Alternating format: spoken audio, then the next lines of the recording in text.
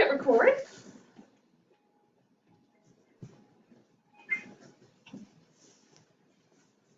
Hey guys, happy Friday. So today I want to talk about something that's pretty near and dear to me, and that is what it was like to grow up with gay dads. So if you know me, you probably already know or aware of how it's impacted me. But the thing is I see a lot of public figures who are gay and perhaps having an alternative family experience, but I don't see a lot of people coming out in the media or as public figures who have had gay parents. So I thought that it would be suitable for me to talk about it because it's seriously impacted my life and it's a huge aspect of who I am. So I guess I'll start with the backstory. My parents were both born and raised into the Mormon Church in Utah, and most of my family since the start of the church has been Mormon. So my dad came out when I was, I think, like 3.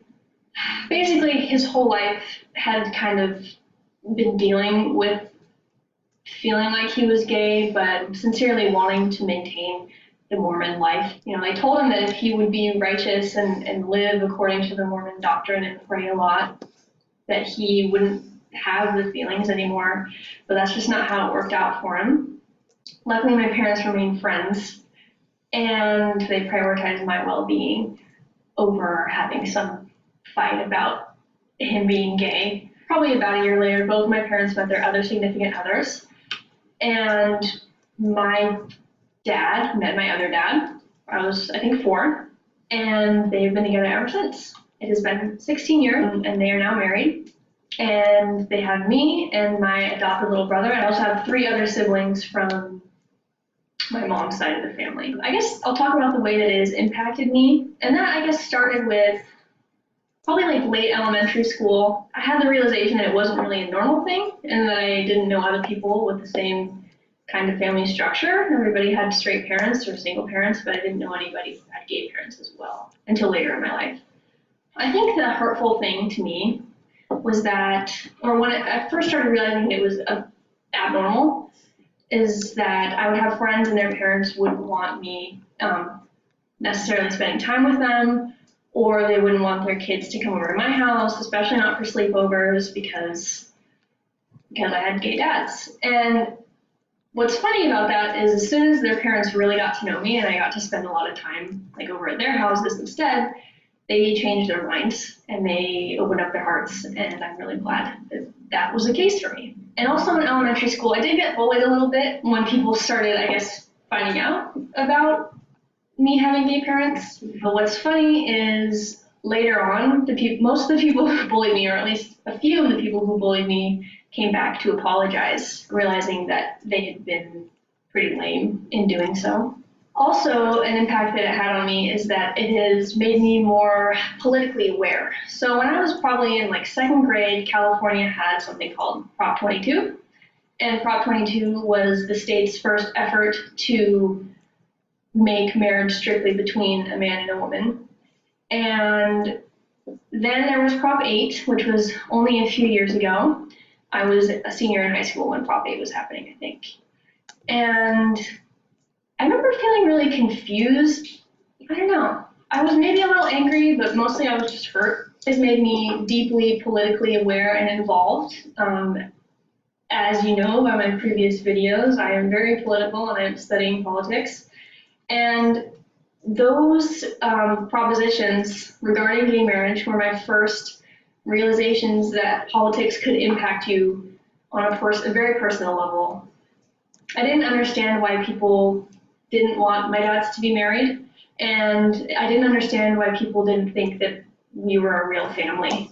Because to me, my dads, who were both elementary school teachers, completely embodied the idea of warmth and nurturing and love and taking care of kids. I guess I don't really have a lot of perspective on what kind of questions people would want me to answer about what it was like to grow up with gay dads. Perhaps I have been asked if my parents have gender roles, like if one of them is more feminine or masculine, and I say no, they split things pretty much evenly down the middle in the house as far as like household tasks and maybe tasks that might be perceived as more masculine or more feminine, and they're completely equal. So maybe my understanding of gender roles is a little bit unusual, but I did also have my mother and her husband as an example. So I do see heterosexual and homosexual couples parenting throughout my childhood, and they're really not that much different. My dads have put the well-being of myself and my little brother first, always.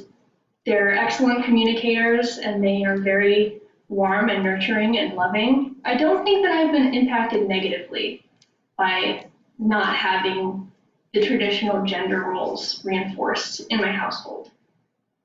As far as my extended family goes, I've been extremely fortunate. We have been extremely fortunate because my father is the eldest of 6 siblings, and many of them are still involved in the Mormon Church and still identified as LDS.